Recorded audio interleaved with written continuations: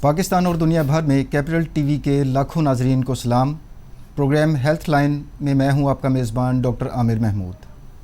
ناظرین، ہمارا ملک قدرتی نعمتوں سے مالا مال دنیا کا خوبصورت ترین ملک ہے، جہاں پر برف پوش پہاڑ، لکودک صحرا، 5 دریا، سمندر، لہلہاتے کھیت اور دنیا کے بہترین پھلوں کے باغات ہیں۔ ان تمام نعمتوں کے ساتھ ساتھ ہمارے ملک میں صحت کے مسائل کے انبار بھی ہیں، اور اس حوالے سے ہمارا ملک کا شمار دنیا کے پسماندہ ترین ممالک میں ہوتا ہے۔ میں آپ سے کچھ فگرز شیئر کروں گا، اس سے آپ کو آئیڈیا ہوگا کہ ہمارے ملک میں صحت کے مسائل کتنے سنگین ہیں۔ ہر سال 4 لاکھ سے زائد نوزائیدہ بچے اپنی زندگی کے پہلے سال ہی لقمہ اجل بن جاتے ہیں۔ اگر ہم پریگننٹ خواتین کی بات کریں تو سالانہ 16,000 کے قریب خواتین کی قیمتی زندگیاں حمل کی پیچیدگیوں کی نظر ہو جاتی ہیں۔ پاکستان ٹی بی کے لحاظ سے دنیا کا 6واں بڑا ملک ہے۔ ہر 10 میں سے ایک پاکستانی ہیپاٹائٹس بی یا سی کا شکار ہے، اور ناظرین، آپ جانتے ہیں کہ ہر سال لاکھوں پاکستانی مختلف حادثات اور قدرتی آفات کی وجہ سے اپنی جان سے ہاتھ دھو بیٹھتے ہیں۔ ان خوفناک حقائق کی ایک بڑی وجہ مناسب طبی سہولتوں کا فقدان ہے، اور پاکستان کا ایک اور بہت بڑا المیہ ہے، اور وہ ہے صحت کے بارے میں بنیادی حقائق سے لا علمی، اور اس کی بھی ناظرین بے شمار وجوہات ہیں۔ سب سے پہلے شرح خواندگی کو لیجئے۔ ہمارے ملک میں صرف 58% لوگ خواندہ ہیں، اور خواندہ سے مراد وہ شخص ہے جو سمپلی اپنا نام لکھ سکے اور اپنا نام پڑھ سکے۔ جو بچے اسکول جاتے ہیں وہاں پر منظم انداز میں صحت کے اوپر کوئی تعلیم نہیں دی جاتی۔ ہمارے ہسپتالوں میں اور کلینکس میں مریضوں کو بے پناہ رش کے باعث ڈاکٹر صاحبان بمشکل مریض کا معائنہ، تشخیص اور علاج ہی کر پاتے ہیں۔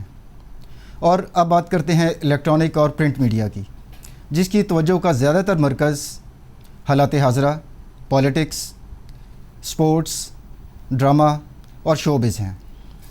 ان تمام عوامل کا نتیجہ یہ نکلتا ہے کہ عوام الناس صحت عامہ پر بنیادی معلومات سے آگاہ نہیں ہوتے، اور نسل در نسل چلنے والی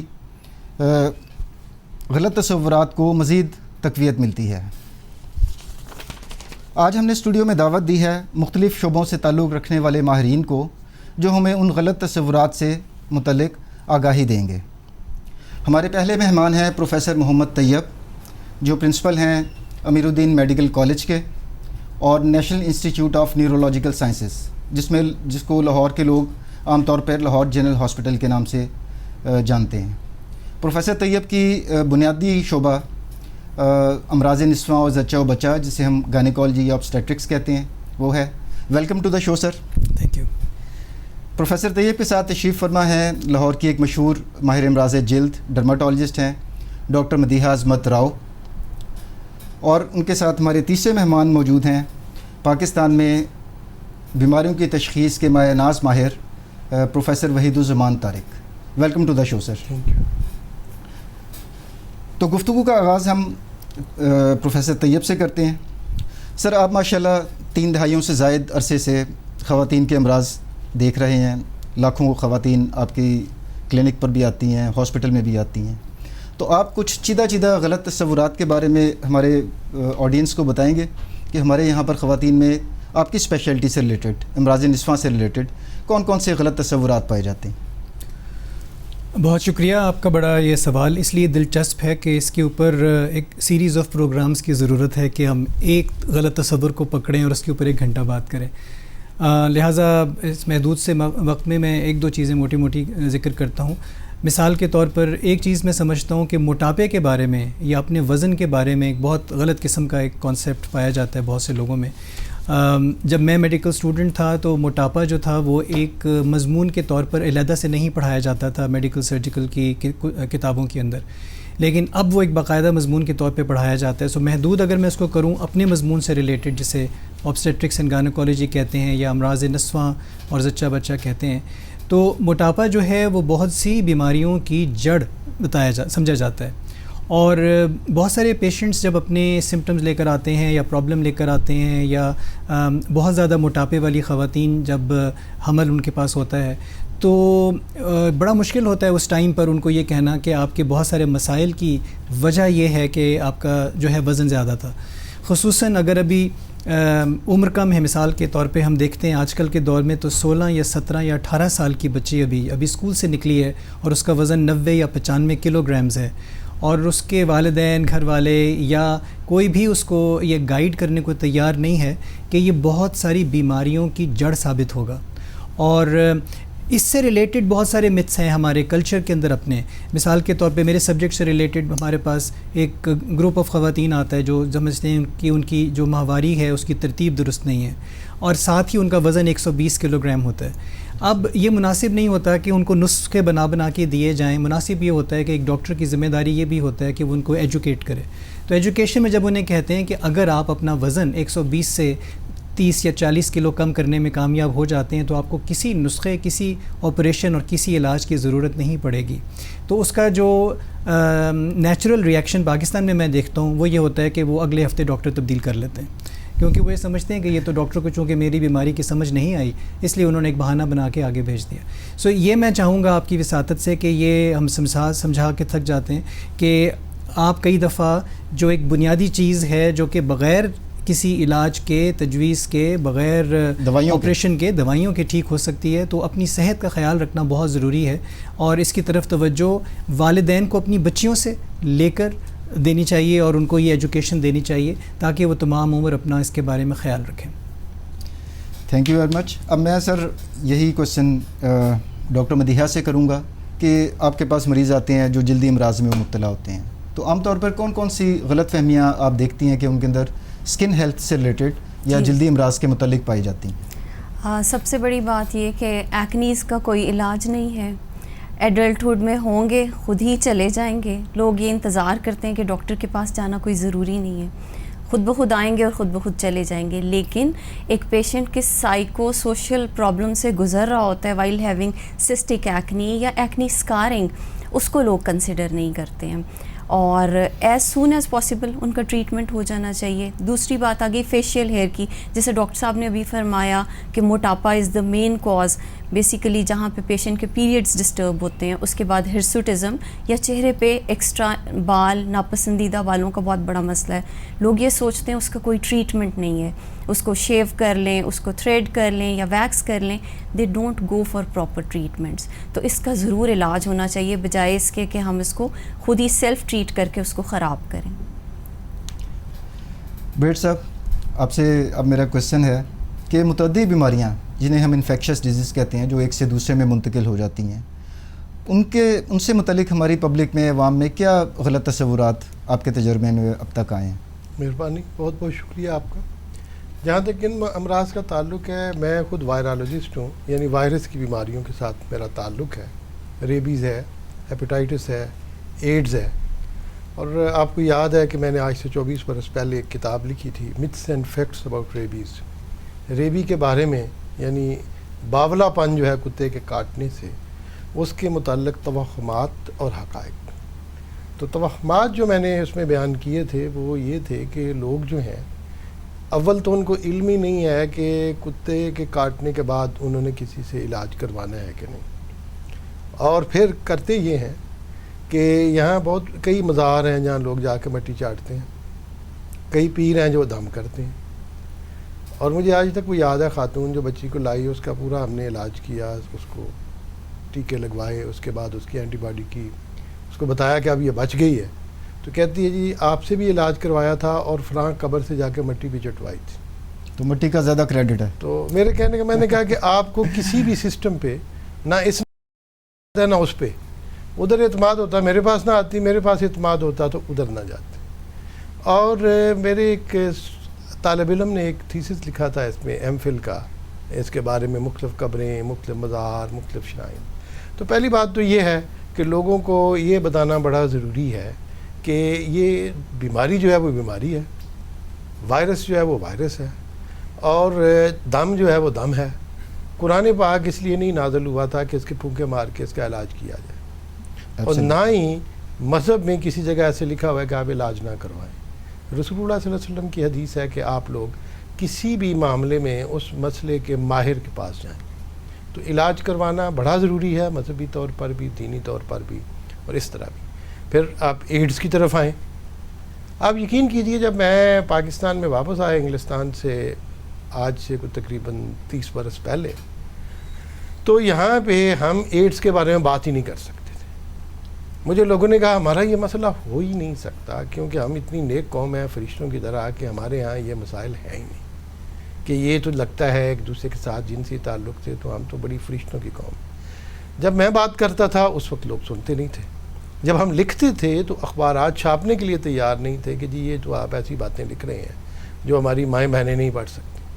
تو آج جب ایڈز کا جن بوتل سے نکل کے باہر آیا تو آج لوگ بات کر رہے ہیں، اور جس علاقوں میں لوگ تو کہتے ہیں جی لاڑکانہ میں ہے، فلاں جگہ ہے، لیکن پنجاب کے کئی علاقے ہیں، سرگودا، گجرات۔ میں ان میں نہیں جانا چاہتا جو ہم نے اسٹڈیز کیں، لیکن یہ لوگ کبھی بھی نہیں سوچتے کہ چائلڈ سیکس ابیوز بھی ہو سکتی ہے۔ ڈاکٹر کو پکڑ لو، اس نے ٹیکہ لگوایا ہے، اس نے علاج کروایا ہے۔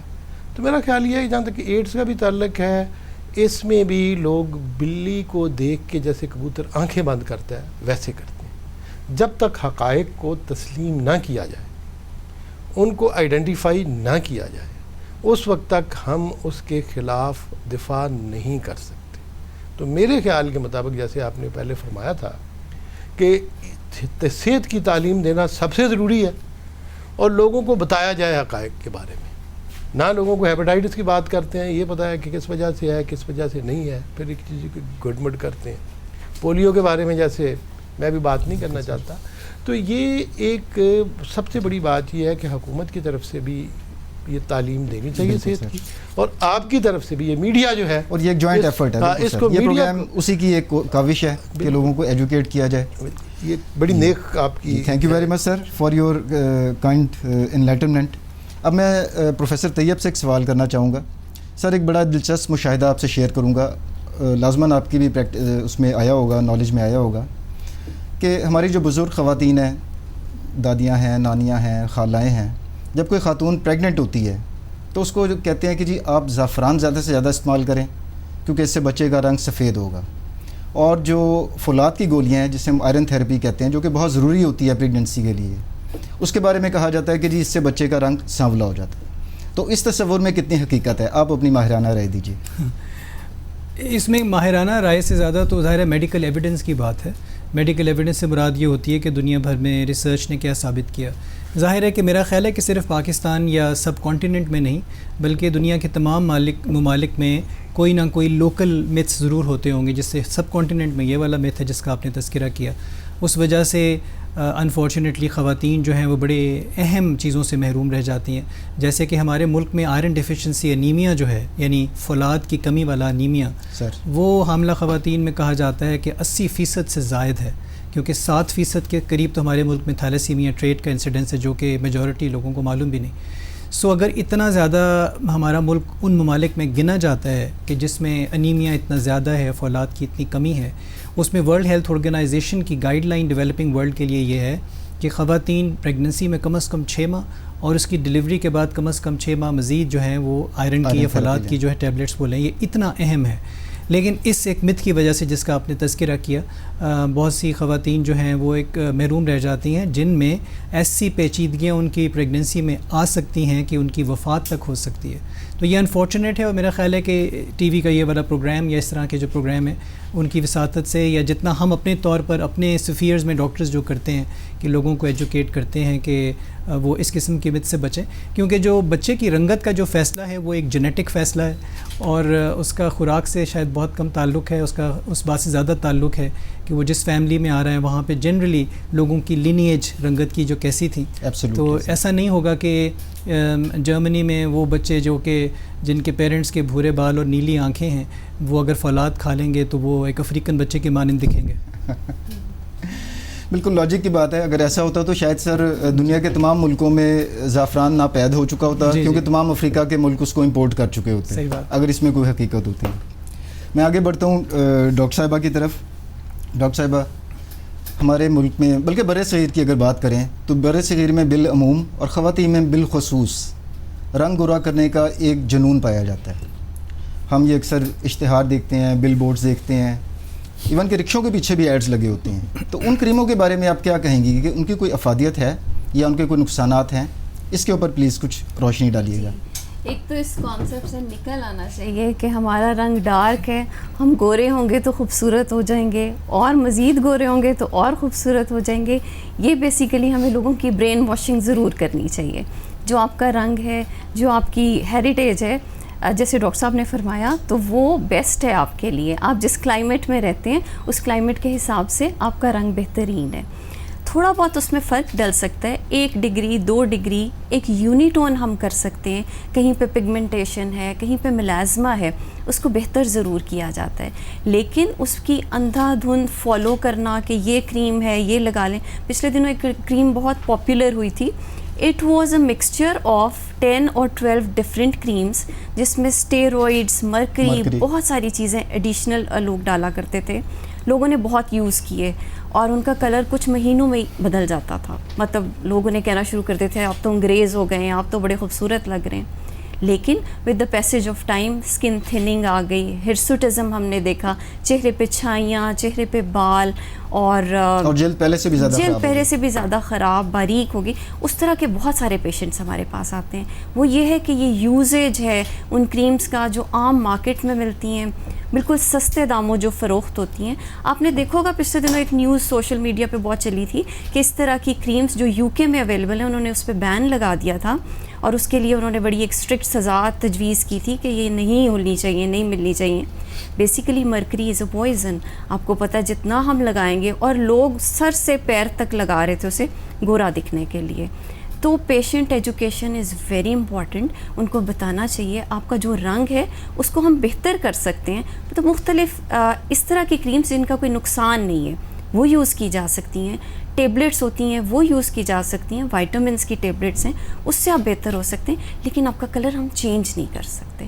تو اس کانسیپٹ سے نکل آنا چاہیے. میرا خیال ہے بہت ٹائم ہو گیا ہمیں گورا بننے کے چکر میں، گورے چلے گئے تو اس کانسیپٹ کو بھی رکھیں. چلیں جی، ہمارے ناظرین شاید ڈاکٹر صاحبہ کی بات سے اب کافی حد تک مطمئن ہو چکے ہوں گے. یہاں پر وقت ہوا ایک چھوٹے سے بریک کا، تو گفتگو کا جو دوبارہ سلسلہ شروع کریں گے ایک چھوٹے سے بریک. ناظرین، آج ہم بات کر رہے ہیں جو صحت عامہ کے متعلق غلط تصورات ہیں ان کے اوپر، اور اب ہم اگلے سوال کی طرف بڑھتے ہیں. میرا سوال ہے پروفیسر وحید سے، پولیو کے ڈراپس کے بارے میں. سر، پولیو کے ڈراپس ٹیمیں عموماً آتی ہیں بچوں کو پلانے کے لیے، اور پاکستان میں کچھ جگہوں کے اوپر اور خصوصاً KPK میں لوگوں میں یہ تاثر پایا جاتا ہے کہ پولیو کے قطرے شاید خاندانی منصوبہ بندی کا ایک طریقہ ہیں. تو اس پہ ذرا تھوڑی سی وضاحت فرما دیجیے گا. Thank you very much. Actually یہ چیز جب ہم 10ویں جماعت میں تھے، مجھے یاد ہے اچھی طرح، اس وقت چیچک کی ویکسین کے کافی اہم تھی، اور یہی چیز کی چیچک کے بارے میں کہی جاتی. 200 سال کی محنت شاکہ کے بعد دنیا سے چیچک کا خاتمہ کر دیا گیا. پولیو کی ویکسین 1950 کی دہائی میں آئی. ملینز اور بلینز اس کی جو ڈوزز تھیں نا وہ لوگوں کو دی گئی. آپ مجھے بتائیں کس ملک میں آبادی کم ہوئی؟ چائنا میں انہوں نے کہا ایک بچے کی پالیسی ہو، انہوں نے پولیو ویکسین سے یہ کام کیوں نہیں لیا؟ آج تک کوئی ایسی مثال نہیں ملتی کہ کسی ویکسین میں کوئی ایسی چیز ڈالی جائے. میں ویکسین کے تمام اجزاء کا مجھے پتہ ہے کیا کیا اس میں ہے. پورے یقین کے ساتھ ان لوگوں کو بتا رہا ہوں کہ خدا را اس جہالت سے باہر نکلیں. 10 برس تک ورلڈ ہیلتھ آرگنائزیشن کے رکن کے طور پہ میں نے پولیو کے، ہم لوگوں نے 2006 میں تقریباً پولیو پہ کنٹرول حاصل کر لیا تھا. جب سے پولیو ورکر کو مارنے کا سلسلہ شروع کیا گیا اور اس قسم کے توہمات کو پھیلایا گیا، اس کے بعد پولیو کا مرض جو ہے وہ بڑھنا شروع ہو گیا. آج حالات یہ ہیں، ہم صومالیہ سے بھی گئے گزرے ہیں، ہم سیرا لیون سے بھی گئے گزرے ہیں. ہندوستان جو ہے وہ مکمل طور پہ کنٹرول کر چکا ہے. آج شرم کا مقام ہے کہ ہم لوگ جس جگہ پہ کھڑے ہیں. میں پورے یقین کے ساتھ کہتا ہوں کہ اگر یہ طریقہ ہوتا خاندانی منصوبہ بندی کا، تو پھر شاید اور طریقے جو تھے باقیوں کو چھوڑ کے نا لوگوں کو ویکسین پلاتے. ویکسین کا کوئی بھی ہمارے پاس بین الاقوامی طور پہ ثبوت نہیں ملا کہ کسی طرح اس کے ایسے اثرات ہوں. اس میں صرف وائرس موجود ہیں 3 طرح کے، اور وہ تبدیل شدہ حالت میں ہیں اور بیماری سے بچانے کے لیے. تھینک یو ویری مچ سر.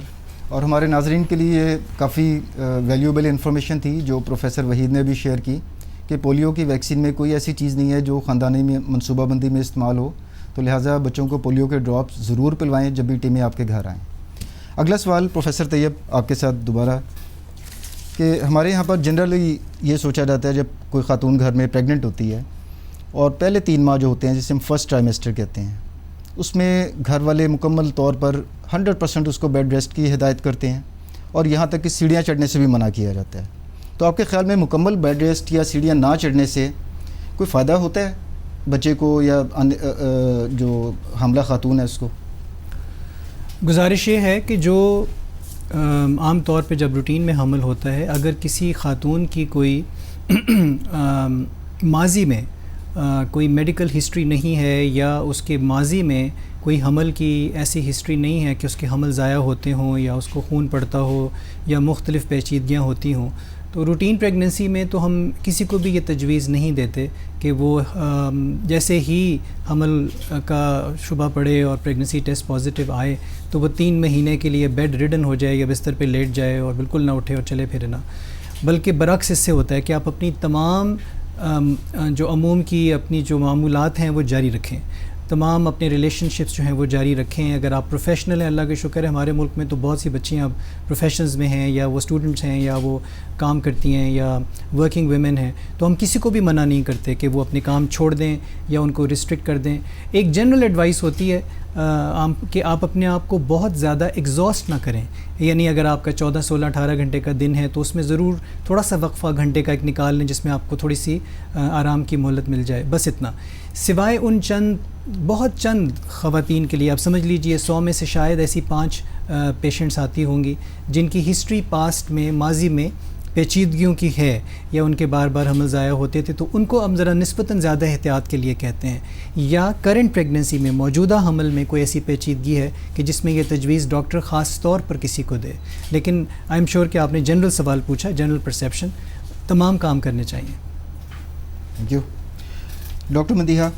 اگلا کویشچن آپ کے ساتھ کہ عموماً ہمارے جو بچے 12، 13، 14 سال کی عمر میں آتے ہیں تو ایکنی ولگیرس نارملی ان میں ہارمونل چینجز آتی ہیں اور دانے وغیرہ بننا شروع ہو جاتے ہیں، تو بچے بھی بہت زیادہ پریشان ہو جاتے ہیں اور کچھ والدین تو پینک ہو جاتے ہیں اور وہ جاتے ہیں کاسمیٹک شاپس کے اوپر اور مختلف میڈیکل سٹورز پر اور خود سے ہی کوئی دوائیاں وغیرہ استعمال کرنا شروع کر دیتے ہیں۔ تو اس بارے میں ذرا بتائیے گا کہ بچوں میں جو اس عمر میں جو دانے نکلتے ہیں اس کی اصل حقیقت کیا ہے اور اس کا کس طریقے سے علاج ممکن ہے؟ بیسیکلی اگر ایکنی آئے پیشنٹ کو کے تو سب سے پہلے تو ہم ہائیجین ایڈوائز کرتے ہیں۔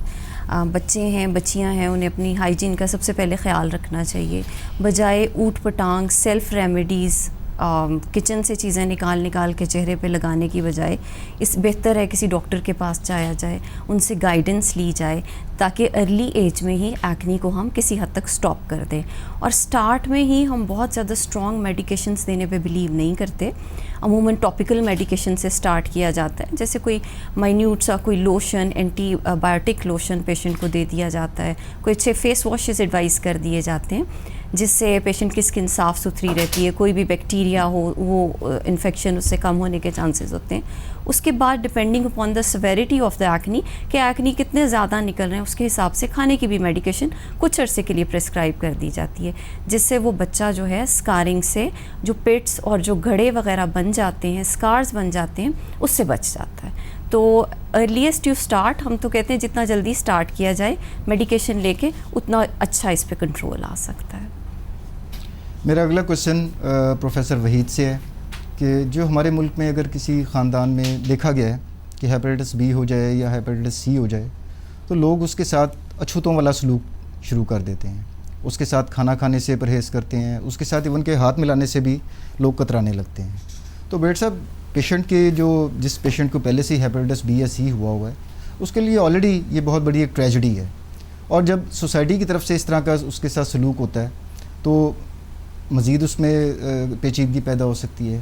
تو آپ ذرا ہمارے ناظرین کو بتائیے کہ یہ ہاتھ ملانے سے یا اس کے ساتھ کھانا کھانے سے اور عام جو سوشل میل جول ہوتا ہے اس سے ہیپیٹائٹس بی یا سی ایک سے دوسرے میں منتقل نہیں ہوتا، اس پہ ذرا کائنڈلی وضاحت کیجیے گا۔ آپ نے بڑی اچھی بات کی ہے۔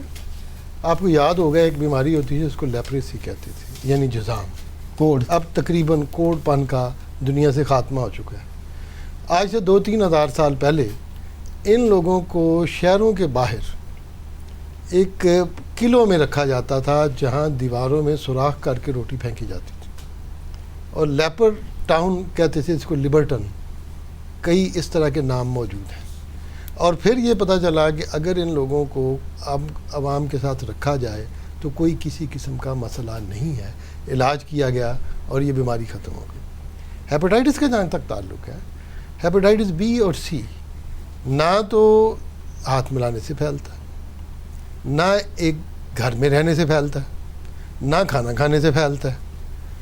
ہم نے چمپنزی پہ کچھ ایکسپیریمنٹ کیے تھے کچھ عرصہ پہلے، اس میں یہ تھا کہ ان کو کیلا دیا گیا جس کے اوپر سلائیوا لگا ہوا تھا، جس کو ہیپاٹائٹس بی تھا، تو کیلا کھلایا گیا، اس سے نہیں ہوا۔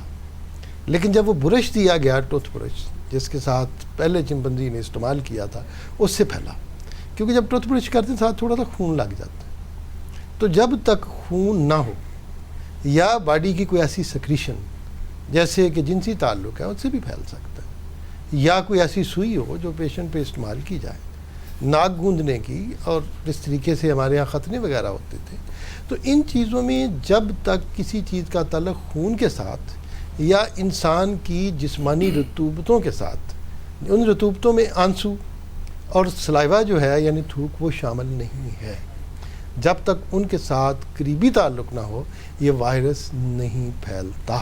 اور اس وائرس کے پھیلنے کی وجہ جو ہے وہ آپ کو جس طریقے سے میں نے بتائی ہے وہ تھی کہ جب لوگ ایک دوسرے کو ٹیکے لگا رہے تھے، ناک گوند رہے تھے، ایک ہی سوئی کے ساتھ بچیوں کو کھڑا کر کے ان کے ناک گوندے جاتے تھے، ایک ہی سرنج جس کو کبھی گرم نہیں کیا جاتا، تو اس طریقے سے وائرس پھیلتا ہے۔ عام حالات میں اگر وائرس پھیلنا شروع ہو جاتے تو پھر تو کوئی بھی نہ بچتا، تو ایک گھر میں رہنے سے یا ایک اسکول میں رہنے سے یا اکٹھا پڑھنے سے قطعی طور پہ نہیں پھیلتا۔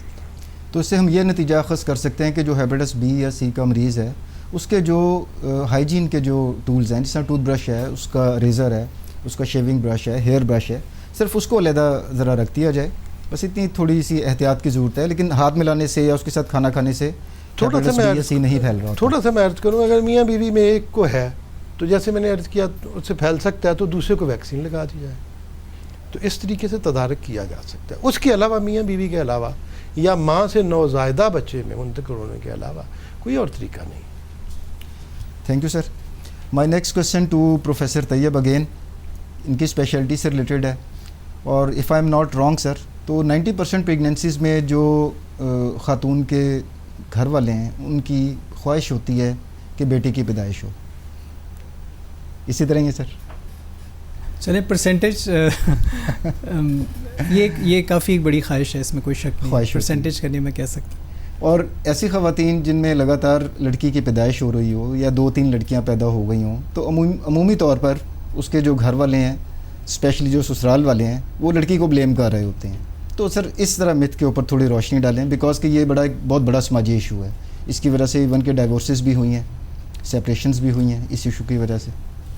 جی میرا خیال ہے کہ جیسے سماجی ایشوز کا سر ابھی تذکرہ کر رہے تھے، انفارچونیٹ بات ہے یہ، ہم جس ملک میں رہتے ہیں ہم میں سے زیادہ تر ہماری پاپولیشن جو ہے وہ مسلمان ہے، اور ہم قرآن پہ ہمارا ایمان ہے۔ اس میں ایک آیت ہے جو میں اپنے اسٹوڈنٹس کو اس ٹاپک پہ جب لیکچر لیتا ہوں تو وہ آیت دکھاتا ہوں ترجمے سمیت، جس میں یہ کہا گیا کہ ہم جسے چاہیں بیٹا دیں، ہم جسے چاہیں بیٹی دیں، ہم جسے چاہیں ملا جلا کر، اور ہم جسے چاہیں رکھیں بانجھ، بے شک اللہ ہر چیز پہ قادر۔ میرا خیال ہے کہ جو بھی شخص قرآن پہ ایمان رکھتا ہے اس کے بعد اگر وہ اس قسم کی سوچ بھی رکھے تو وہ کتنی بڑی زیادتی ہے وہ میں سننے والوں کے تخیل پہ چھوڑ دیتا ہوں۔ لیکن یقیناً یہ بھی کہا گیا کہ اگر ظاہر ہے کہ جیسے 10% میاں بیوی ایسے ہیں جن کی پریگننسی نہیں ہوتی اور وہ اس کے لیے علاج کی جستجو میں جاتے ہیں، تو وہ وسیلہ بھی اللہ تعالیٰ ہی بناتے ہیں۔ باقی اگر آپ اس کو ایک سائڈ پہ کر کے صرف سائنس کے اعتبار سے بات کریں تو جو مرد جو بنتا ہے یا جو لڑکا بنتا ہے وہ اس لیے بنتا ہے کہ اس میں وائی کروموزوم ایک ہوتا ہے، اور اگر آپ بیوی اور مرد کے جو جراثیم جب ملتے ہیں ان کو کمپیئر کریں تو بیوی جو انڈا جو اس کی طرف سے آتا ہے انڈا آتا ہے اس میں ایکس کروموزوم ہوتا ہے، اور جو خامند کی طرف سے آتا ہے اس میں ایکس یا وائی دونوں ہو سکتے ہیں۔ تو اگر سائنسی اعتبار سے دیکھا جائے تو ایکچولی تو وہ ہسبینڈ کی طرف سے فیصلہ ہوگا کہ وہ لڑکا آئے گا یا لڑکی آئے گی۔ تو میرا خیال میں کہ میں امید رکھتا ہوں اور اسی امید کے اوپر ہی ہم چلتے ہیں کہ پاکستان میں انشاءاللہ تعالیٰ ایک وقت آئے گا آج سے میں بھی 20 سال کے بعد کہ ہمارا لٹریسی ریٹ اتنا زیادہ ہو جائے گا کہ یہ باتیں جو میں نے ابھی کہیں یہ لوگ اسکول میں پڑھ لیں گے اور اسکول سے آگے تک جب جائیں گے تو ہوپ فلی ان کی نالج میں یہ بات ہوگی کہ شاید اس طرح کی مت کم ہو جائے. آخر میں شکریہ ادا کرنا چاہوں گا اپنے تینوں معزز مہمانوں کا، پروفیسر طیب، ڈاکٹر مدیحہ، پروفیسر وحید، کہ انہوں نے اتنی خوبصورت باتیں کی عوام کی آگاہی کے لیے اور ان کو بہت سے غلط تصورات اور ابہاموں سے نکالا. اور میں امید کرتا ہوں کہ آپ کو یہ پروگرام پسند آیا ہوگا اور انشاءاللہ مستقبل میں بھی ہم اس طرح کے پروگرامز آپ کے سامنے پیش کرتے رہیں گے. آپ لوگوں کا پروگرام دیکھنے کا بہت شکریہ. اپنا اور اپنے اہل خانہ کا خیال رکھیے جا. اللہ حافظ.